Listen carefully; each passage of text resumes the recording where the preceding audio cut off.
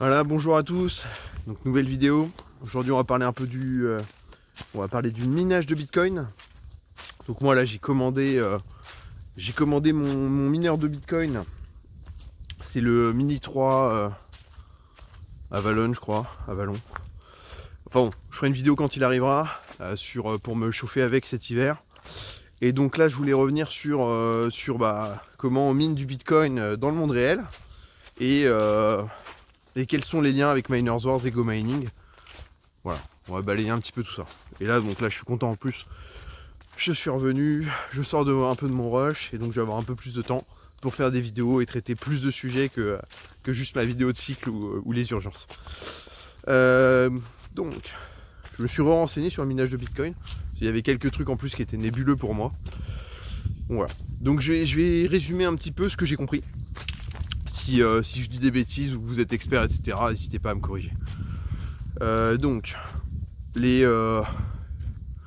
mineurs assurent les transactions au sein du réseau. Donc ils réunissent les transactions en blocs. Et donc nous les mineurs, c'est ce qu'on fait dans Miners Wars. On résout les blocs. Et dès que le bloc a été résolu, donc les transactions sont effectuées. Et le mineur a une récompense de minage qui est actuellement là de 3,125 BTC. Et c'est cette fameuse récompense de mineur qui, tous les 4 ans, est divisée par 2. Et donc cette rémunération pour les transactions en part BTC, parce qu'il y a aussi une autre petite part de rémunération qui est ce que va payer l'utilisateur pour ses frais. Voilà. Eh bien, c'est le moyen justement de création de Bitcoin. Et donc actuellement, on est à 19 millions. Et c'est comme ça qu'on va atteindre les 21 millions. C'est à force de résoudre des blocs, puisque à chaque fois qu'un bloc est résolu, il y a 3 nouveaux bitcoins, 3,125 nouveaux bitcoins en circulation. Voilà. Et vu que c'est divisé par 2, c'est pour ça qu'on va atteindre, c'est divisé par 2 tous les 4 ans au halving. C'est pour ça qu'on mettra autant de temps, donc normalement 2140, pour débloquer le dernier BTC. Voilà, en gros. Voilà. Et voilà. Et donc, comment les mineurs minent et s'organisent? Il y a ce qu'on appelle des pools. Et donc après vous, avec votre ferme, si vous avez des mineurs chez vous, vous pourrez rejoindre une pool.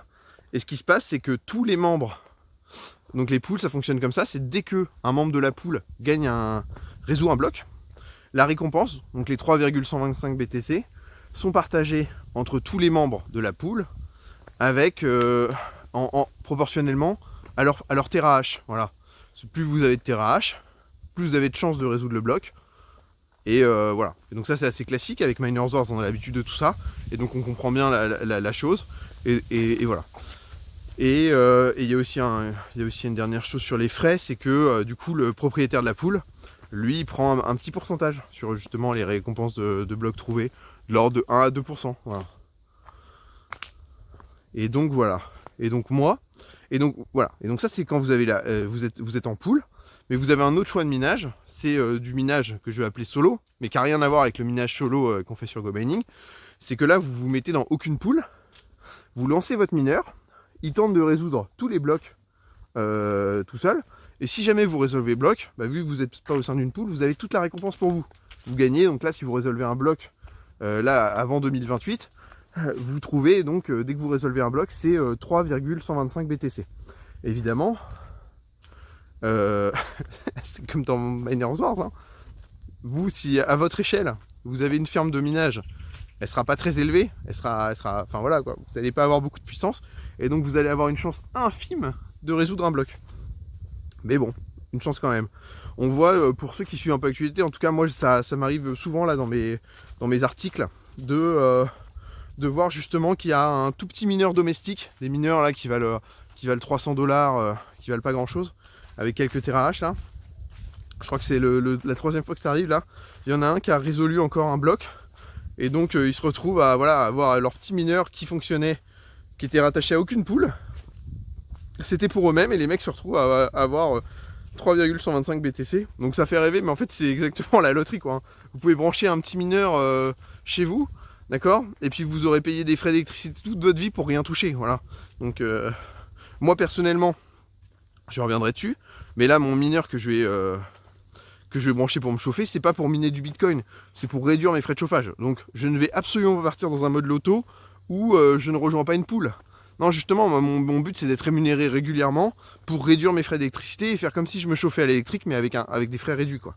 Voilà. Donc bon, ça en tout cas, on aura l'occasion de suivre ça.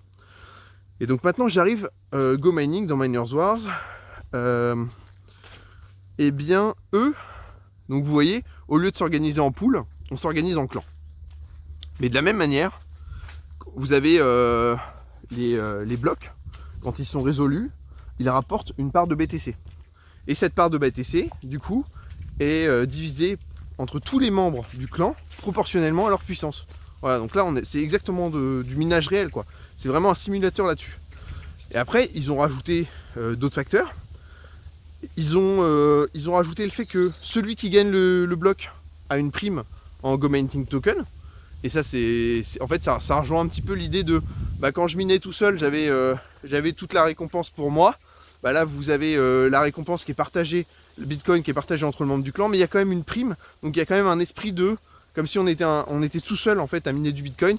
J'ai une récompense et c'est valorisé. Et d'ailleurs, je trouve ça génial. Hein. C'est là où on voit que moi j'ai découvert le minage de Bitcoin, le fonctionnement en tout cas du minage de Bitcoin à travers Go Mining. Et c'est vrai que quand je me suis renseigné sur quelle pool je vais rejoindre pour mon mineur, je trouvais ça dommage que les pools ne proposent pas justement une petite surprime de récompense pour ceux qui ont résolu le bloc. Voilà.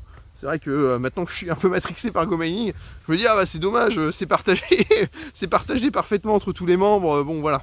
Mais en tout cas voilà, tout ça pour dire, enfin c'est pas inintéressant du tout et ça vient pas de nulle part. Miners Wars. Miners Wars, il est calqué sur les blocs qu'on résout, sont calqués sur la blockchain réelle. Donc c'est à dire que quand on est joueur de Miners Wars, les durées de résolution d'un bloc, voilà, en moyenne c'est une dizaine de minutes, mais en fait c'est très variable, hein. On a eu des blocs, hein, j'en ai commenté un sur la chaîne, il y avait eu 2h11 de durée, quoi. Et donc ça veut dire que dans le réseau réel, les mecs qui ont lancé une transaction au tout début du round, en gros, de la résolution du bloc, ils ont dû attendre 2h11 pour que leur transaction soit effectuée. Vous voyez, et puis parfois les blocs sont résolus en quelques secondes, donc la transaction elle est quasi instantanée si vous venez de lancer votre transaction. Voilà. Après je peux aussi revenir, il y a un ordre de priorité. Quand vous faites une transaction sur le réseau Bitcoin, vous pouvez choisir si vous avez une priorité basse, moyenne ou élevée. Et donc vous payez des frais plus importants si vous prenez bien sûr une priorité élevée. Et donc là ce qui va se passer c'est qu'on voilà, dans la file d'attente, s'il y a beaucoup de transactions, les blocs sont limités. Ils ne peuvent pas prendre transactions illimitées. Donc si vous avez mis une priorité haute, vous serez dans le prochain bloc, alors que s'il y a trop pour plusieurs blocs, ça attendra d'avoir traité toutes les priorités avant pour que votre transaction soit résolue.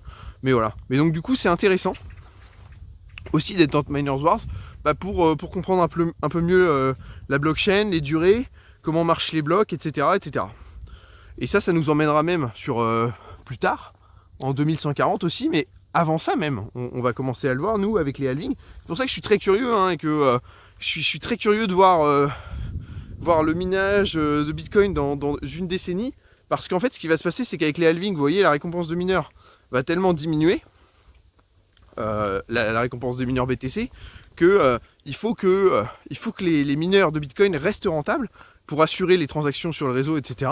Donc, il y aura évidemment une augmentation des frais pour les utilisateurs au sein du réseau Bitcoin, pour justement à terme peut-être pas compenser, mais en tout cas compenser en partie en tout cas la baisse de rémunération par la création de BTC. Et donc c'est pour ça que c'est assez difficile de se projeter et d'imaginer tout ça. Donc évidemment quand on sera en 2140, il n'y aura plus de BTC, c'est évident que les frais auront pris le relais à 100%, mais dans quelle proportion, quelle sera et il y aura quelle puissance de minage pour assurer les frais, etc. Bon, tout ça, je me demande même en fait si le modèle va pas changer, dans le sens où actuellement la difficulté de minage, elle est ajustée pour que les blocs soient résolus en moyenne toutes les 10 minutes. Parce que ce qui se passe, c'est que plus vous avez de mineurs de Bitcoin, donc là c'est ce qui se passe actuellement, il y a plein de terrahash qui sont achetés, qui rejoignent le réseau ou qui sont remis en fonction, parce que peut-être parfois il y en avait certains qui avaient un coût énergétique trop élevé qui avait été désactivé, ils sont réactivés parce que Bitcoin est assez haut. Enfin voilà, il y a plusieurs facteurs. Mais donc du coup on se retrouve à avoir plus de puissance de calcul, donc qui résolvent les blocs. Donc eux, ce qu'ils font sur le réseau, c'est toutes les 2 semaines, il y a un ajustement de la puissance. Et donc en fonction justement de la puissance qu'il y a sur le réseau, bah, on réajuste la difficulté pour que ça reste une moyenne de 10 minutes. Voilà.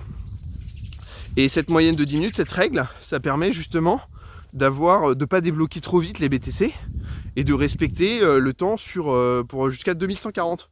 Mais en fait, je me dis, une fois qu'on est arrivé en 2140, on n'a plus besoin en fait de contrôler un petit peu la vitesse de résolution des blocs. Donc je me dis sûrement que la difficulté de minage sera fortement réduite et que les transactions à terme au sein du réseau Bitcoin seront quasi instantanées en fait. Ou pas, hein, ou avec le modèle de minage, ah ouais mais parce que si on résout une transaction et qu'on gagne quasiment rien, il y aura peut-être toujours en fait une durée minimum pour que justement les mineurs fassent pas des transactions dans le vide. Bah, en même temps ils font plus de transactions, donc même s'il y a moins de frais. Non, je pense que vraiment ça ouais, non, je vois pas le problème. Bon, en tout cas comme ça je vois pas le problème, je dis qu'à terme, bon ça nous concerne pas vraiment, mais voilà, à terme après 2140 les transactions seront instantanées. Voilà. Voilà. Et donc, Miners Wars, maintenant on va parler un peu de Miners Wars. Donc vous voyez, ça vient pas de nulle part. Ils ont pris en fait le minage réel, ils ont fait une simulation et après ils l'ont complètement gamifié avec des facteurs assez innovants. Donc l'utilisation de magie ou de boost, voilà. Donc là voilà, il y a des sorts. Et ces sorts, c'est toujours pareil, les mécaniques, c'est que ça joue sur la durée du round. Sauf qu'en fait, si vous vous intéressez un peu à la durée des rounds dans Miners Wars, je vous ai dit que ça durait en moyenne 10 minutes un round. Et donc c'est d'ailleurs un peu la seule information sur laquelle on peut se baser pour essayer de lancer des sorts quand on a une stratégie boost. C'est justement d'essayer de voir, se dire ah là on est en moyenne, on a eu beaucoup de rounds de cours, etc. Mais en fait vous allez voir que c'est très compliqué. Il y a une variance énorme. On peut enchaîner des rounds de cours pendant X temps, puis tout d'un coup au milieu il y a un round de long, et après il y a du cours pendant longtemps, puis tout d'un coup il y a plein de rounds de long qui s'enchaînent. Ce que je veux dire par là, c'est que c'est extrêmement difficile d'anticiper quelle sera la durée du round. Donc voilà, donc, parfois on a du pif et ça tombe bien, mais si vous le faites sur du long terme, sur beaucoup de rounds, vous allez vous apercevoir que vos prévisions et la réalité, c'est plutôt assez loin quoi. Et donc pourquoi je vous parle de ça, c'est parce que justement quand on utilise des sorts, il y a des sorts qui sont rentables. Donc tous les sorts, toute la magie, tout ce qu'ils ont gamifié, ça coûte des Go Mining Tokens, donc c'est le jeton du jeu, et donc ça coûte de l'argent. Vous échangez contre de l'argent, de la puissance temporaire pour le round en cours, et il y a des sorts du coup qui rapportent plus de points plus le round est long, et à l'inverse des sorts qui sont rentables si le round va se terminer très bientôt. Voilà. Donc quand on fait de la magie, c'est là où intervient le côté loto du jeu, c'est que vous allez balancer de l'argent sur des spells et vous espérez que ça augmente vos chances de toucher, que ça va être rentable, mais voilà, sans pouvoir maximiser parce que vous savez pas combien de temps va durer le round en fait. Voilà. Alors ça peut être intéressant, hein, bien sûr. Après il y a des sorts un peu hybrides, il y a des choses. Donc voilà, il y en a qui arrivent sûrement parfois à avoir du bénéfice grâce à la magie, mais globalement c'est assez difficile. C'est pour ça que moi sur la chaîne aussi je montre que la magie c'est pas une obligation. Il faut pas se prendre la tête avec absolument à se dire que le seul moyen de Miners Wars est de profiter du simulateur de minage de Bitcoin, c'est de faire des sorts, etc. Parce que ça c'est ce que vous allez entendre un peu partout. Mais en fait on peut rester parfaitement passif et avec une bonne dose de patience. Bon, et moi je mettrais aussi l'organisation de la ferme, mais bon, une ferme bien organisée, voilà, on peut avoir des très bons résultats. Mais voilà, ça c'est ce que je détaille. C'est pour ça que je fais mes vidéos de revenus toutes les semaines. C'est pour présenter justement que donne une stratégie de minage passif dans Miners Wars. Voilà. Montrer, je suis bien entouré, voilà. Mais voilà. Bon, j'ai pas fait gaffe, j'ai coupé ma vidéo, donc là je reprends la suite. Ouais, Donc ce que je voulais terminer sur l'aspect gamifié, il y a aussi ce que Gobening a mis en place, c'est tout l'histoire des blocs multiplicateurs qui n'existent pas sur la blockchain réelle. Où là voilà, c'est un aspect un peu justement pour renforcer aussi leur système un peu de boost de magie. Il y a des blocs qui valent plus le coup de se battre que d'autres, puisqu'ils en valent plusieurs. Donc les multiplicateurs ça va jusqu'à 256, il y a des x2, x4, x8, x16, voilà, tout le logarithme 2, le logarithme base 2 jusqu'à 256. Voilà. Ah bah je vois que je vais me faire arrêter par un tracteur.